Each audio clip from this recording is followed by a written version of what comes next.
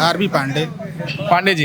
ये योगी जी एक जातिगत मानसिकता वाले आदमी है, जातिगत मानसिकता वाले आदमी है। पांडे जी। पूरी बात सुनिए। भारतीय जनता पार्टी का कार्यकर्ता खुद रो रहा है कि हमारी सुनी नहीं जा रही हमारी पार्टी में। तो जो तैयारी कर रहा लड़का वो कैसे जाने कि इस पार्टी सरकार में हमारी सुनी जा रही। अगर सुनी जाए चुप रहिए, फालतू बकर बकर नहीं करना। 2 करोड़ नौकरियां देता है घंटा बजाने की नौजवानों को खुश कर पाए, जिनको कोर वोटर कहा जाता था ना उनको खुश कर पाए, जिनके लिए राजनीति कर रहे हैं SC/ST के लिए ना उनको खुश कर पाए। ब्राह्मण पूरा तरह भरा पड़ा है क्या अंदर से? नहीं, अखिलेश जी के काम का जो फीता कटवाने का काम किए हैं उसका नंबर हम दे सकते हैं। बिना गृहस्थ जीवन प्रवेश किए व्यक्ति को अपना प्रतिनिधि मत बनाएं। ब्राह्मण बटुक बच्चे थे, उनका चोटी जरूर उखड़वाए हैं, उसके लिए मैं 10 नंबर दे दूंगा। योगी आदित्यनाथ जी के 9 साल का कार्यकाल पूरा हुआ है, अगले साल चुनाव होना है, तो आम जनमानस के हिसाब से उनके नजरिए से योगी जी का कैसा रहा है 9 साल का कार्यकाल, और 10 में से कितना नंबर देंगे? उनके पार्टी वाले ही उनसे नाराज बैठे हैं कि योगी जी को कितनी जल्दी हटाओ, केशव प्रसाद मौर्य मुख्यमंत्री बन जाए। पहले तो भारतीय जनता पार्टी अपने आप को संभाल ले, उसके बाद आने वाले समय में संभालेंगे। देखिए, न ये नौजवानों को खुश कर पाए, जिनको कोर वोटर कहा जाता था ना उनको खुश कर पाए, जिनके लिए राजनीति कर रहे हैं SC/ST के लिए ना उनको खुश कर पाए, OBC के लिए लालसा में बैठे थे UGC में जोड़ कर ना उनकी राजनीति कर पाए। कुल मिला के इनके लिए वो स्थिति हो गई, चाहे केंद्र की हो चाहे उत्तर प्रदेश की योगी जी हो, आगे जाएंगे तो कुआं है, पीछे जाएंगे तो खाई है। तो इससे अच्छा यही है, अगर चाहते हो कि शून्य पे ना हो तो कुएं में कूदना ज्यादा पसंद करो, खाई में कूदोगे तो मर जाओगे, कुएं से तो थोड़ा निकाल भी लिए जाओगे। बात ये रही, अभी देखिए, अभी तक सवर्ण नाराज हुआ, OBC ST नाराज हुआ, मुसलमान नाराज हुआ, अब छात्र भी नाराज हो गया। किसान आंदोलन करने जा ही रहा है, छात्र कैसे नाराज हो उसकी भी बात करता हूँ। सुपर टेट की वैकेंसी के लिए इनके शिक्षा मंत्री ने ट्वीट किया कि आएगी भर्ती, लगभग 1 लाख के करीब भर्ती आएगी। 1 करोड़ से ज्यादा छात्र तैयारी करने में लग गया था कि भर्ती आएगी। इन्होंने अभी बजट दिया, बजट के बाद शिक्षा मंत्री जी से कल सवाल पूछा गया कि बताइए भर्ती कब आएगी, तो कह रहे हैं कि हमारा पूरा कोटा पूरा है, भर्ती आने की कोई उम्मीद नहीं है। आप बताइए, इनके साथ अब 1 करोड़ छात्र भी इनको जूता मारेगा आने वाले समय में। क्या नाम होगा आपका? मेरा नाम अनुज पांडे है। पांडे जी बताइए। हाँ। योगी जी कह रहे हैं हमने करोड़ों नौकरियां दे दी, वो नहीं दिखाई दे रही हैं? भारतीय जनता पार्टी के कार्यकर्ताओं को तो मिली नहीं नौकरी, पता नहीं कहाँ युवाओं को मिल गई। कार्यकर्ता खुद रो रहा है, भारतीय जनता पार्टी का कार्यकर्ता खुद रो रहा है कि हमारी सुनी नहीं जा रही हमारी पार्टी में। तो जो तैयारी कर रहा लड़का वो कैसे जाने कि इस पार्टी सरकार में हमारी सुनी जा रही। अगर सुनी जाए चुप रहिए, फालतू बकर बकर नहीं 2 करना। करोड़ नौकरियां देता है घंटा बजाने की प्रधानमंत्री योगी आदित्यनाथ। घंटा बजाने की मंदिर कहाँ बन रहे हैं, घंटा बजाने की नौकरियां दिया जाए। 10 में से कितना नंबर देंगे योगी जी को? हम तो 10 में से 10 देंगे, क्योंकि भ्रष्टाचारी सरकार ये, बलात्कारी सरकार ये, पैसे बढ़ाने वाली सरकार ये, नफरत बांटने वाली। भैया अभी जो बजट पास हुआ ये शिक्षा, रोजगार, स्वास्थ्य, नौकरियों के लिए नहीं है। राहुल गांधी पर किस तरीके से इल्जाम लगाने हैं, हिंदू मुस्लिम कैसे कराना है, जिन्ना पाकिस्तान कैसे कराना। अब नया मुद्दा आ गया नए बजट में, अब स्वर्ण को दलित और OBC से लड़ाने का।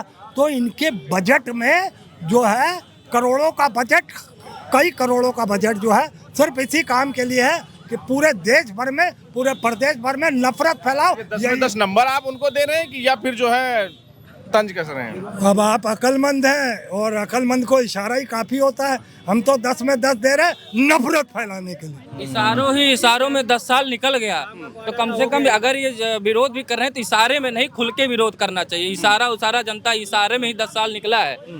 मैं बात ये कर रहा हूँ कि आने वाले समय में भारतीय जनता पार्टी के कार्यकर्ता जितने भी जल्दी अपने गाड़ियों से झंडा निकाल लें, क्योंकि आने वाले समय में किसान भी रेलेगा। पंडित जी आप ये अरे क्या भाई, जनता कौन सुखी है बजा के, नौजवान से लेके। देखिए, जो कवर करने वाला इनको समाज था, जिनको इनका IT सेल कहा जाता था, जैसे हम लोग समर क्लास के थे, तो हमने इनको वोट किस लिए दिया था कि ये कहते कि हिंदुओं को सेफ रखेंगे, डराए पहले, हिंदू एक करेंगे, जातियां खत्म करेंगे। जातियां तो खत्म किए नहीं तो जातियों में, लेकिन बांट तो जरूर दिए। फिर हिंदू मुसलमान में आ गए। अभी देखिए इस मुद्दे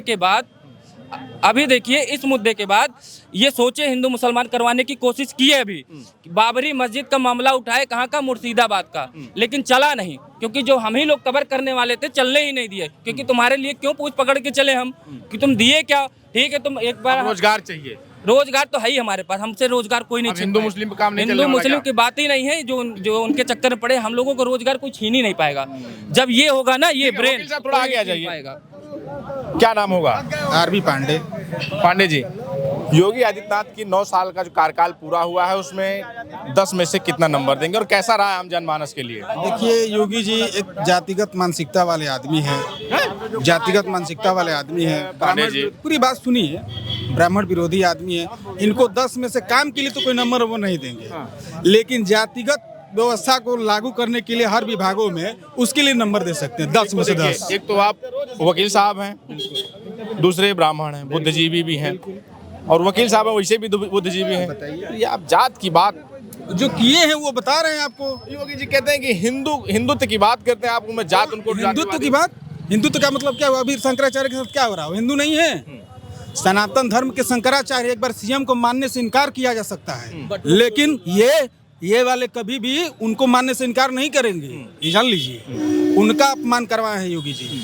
आज जो ब्रजेश पाठक के बाद में जो बयान आया है, वो अभी तक सो रहे थे, अभी जगे नहीं थे ब्राह्मणों के लिए, अब उनको मोह सता रहा है कि आज दादा कुर्सी जाएगी, ये जान लीजिए। क्या ब्राह्मण पूरा तरह भरा पड़ा है क्या अंदर से? किसके? मेरे अंदर, सबके अंदर। मैं जिनसे बात कर रहा हूँ वही ये कह रहे हैं भाई आपका जो आपको तकलीफ होगी तो आप बोलेंगे ही, आपके साथ पीड़ा होगी तो आप बोलेंगे। पीड़ा बताएंगे कि नहीं बताएंगे? ये पीड़ा समाज के साथ हुआ है, पूरे समाज के साथ हुआ है, मैं बोल रहा हूँ। लेकिन ब्रजेश पाठक जी और श्रीकांत शर्मा जी इतने सारे सुनिए मैं बता रहा हूँ, मैं वकील भी हूँ।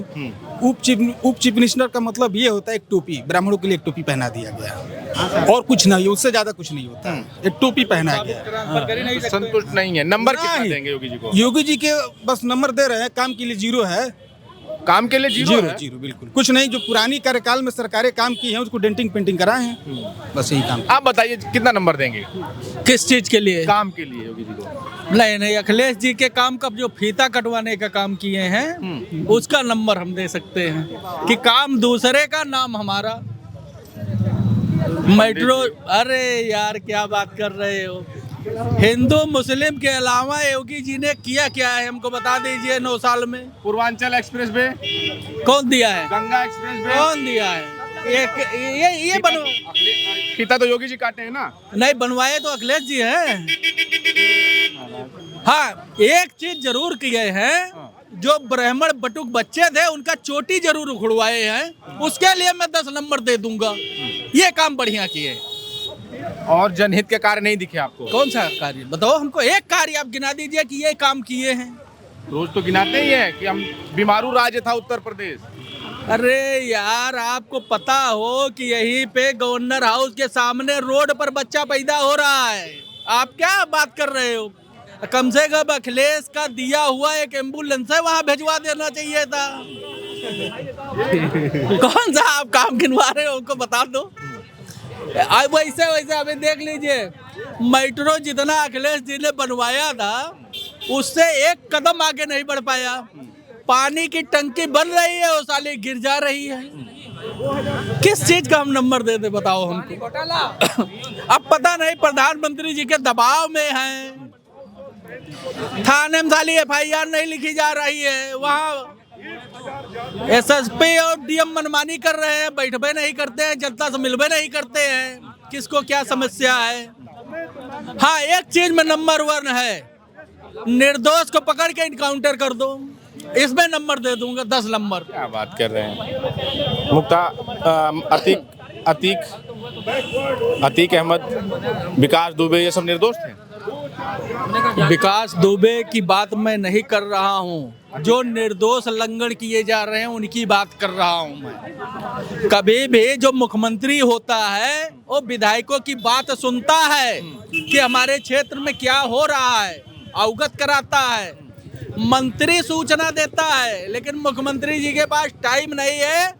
खाली 4-5 अधिकारी मुख्यमंत्री के कान में जो मंत्र मारते हैं, ओम नमो स्वाहा, वही योगी जी सुनते हैं।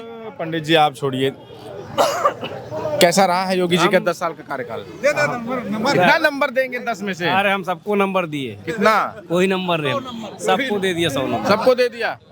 डर रहे हैं का? नहीं, डर नहीं रहे भैया, हम नेतागिरी दूर है बस। नहीं, ऐसे ही नेतागिरी से नहीं, कुछ तो बताइए कैसा रहा। चलिए, क्या कहेंगे, कैसा रहा है योगी जी का 9 साल का कार्यकाल? देखिए, हमारा मानना ये है, हम युवा हैं देश के लिए, और देश की लगभग 60% से ज़्यादा आबादी यूथ है। तो हम एक अपील करेंगे देश के युवाओं से कि बिना गृहस्थ जीवन प्रवेश किए व्यक्ति को अपना प्रतिनिधि मत बनाएं। बिना गृहस्थ जीवन मतलब एक बिना सफल गृहस्थ जीवन जीने वाले व्यक्ति को अपना जन प्रतिनिधि ना तय करें, नहीं तो फिर ऐसा क्यों? आप भी रणवे रहने की स्थिति में हो सकते हैं। बात ये है, चैलेंज इस बात का है, जब हम सांप्रदायिकता के नाम पे वोट करेंगे, हिंदू मुस्लिम के नाम पे वोट करेंगे, तो फिर रोजगार की संभावनाएं नहीं होंगी, नौकरियों की संभावनाएं नहीं होंगी। चैलेंज इस बात का है, देश के अंदर हम देख रहे हैं जिस तरीके से कर्ज का रेशियो बहुत टॉप पे है। चंद मुट्ठी भर लोगों के हाथ में संसाधन और जो अर्थ है वो दिया जा रहा है। अभी देख रहे हैं जिस रेशियो में पूंजीपति भाग भी रहे हैं, चाहे यूएई हो, जर्मनी हो, फ्रांस हो, ब्रिटेन हो, लंदन हो, सब जा रहे हैं। चैलेंज इस बात का है कि कर्ज भारत पे हो रहा है, उनको पैसा दे करके उनसे इनडायरेक्टली अपने पार्टी में कोष ले करके परसेंट उनका अलाउ होता है। मैं आपका 50,000 करोड़ माफ कर रहा हूँ, आप हमारे अकाउंट में 1,000 करोड़ शिफ्ट करिए। चैलेंज इस बात का है, आप शिफ्ट कर दे रहे हैं। दूसरी चैलेंज इस बात का, भरेगा कौन? खजाना बिल्कुल खाली हो चुका है देश के अंदर, सोना चांदी बिल्कुल सब खाली हो रहा है। अभी विदेशों में बड़ी थूथू हो रही देश की, तो करेगा क्या भारत? जबकि अच्छा, अब आप युवा हैं, अब आपने शिक्षा, रोजगार, अब इनकी बात कर रहे हैं, तो जो योगी जी कहते हैं कि हमने करोड़ों रोजगार दिया इस 9 साल में, उसमें कितनी सत्यता है? क्या अरे तो भैया, हमसे आप आंकड़ा ले रहे हैं, उनसे आंकड़ा तो मांग लीजिए। आरटीआई चल रहा है, आरटीआई से आंकड़ा मांग लीजिए, वो खुद ही देंगे कितने करोड़ नौकरी दे दिए हैं, कितने लोग रोजगार दे दिए हैं। चैलेंज इस बात का है कि अब तो सब चीज़ें हैं। अभी देखो, आरटीआई का अधिकार भी छीन लिया है। अभी आप देख रहे थे, लगभग 13 महीने का जो है आंदोलन चला किसानों का, जबकि किसान मतलब जमीन को फाड़ करके अन्न उगाता है बेचारा हमारे लिए, और हमारा पेट भरता है।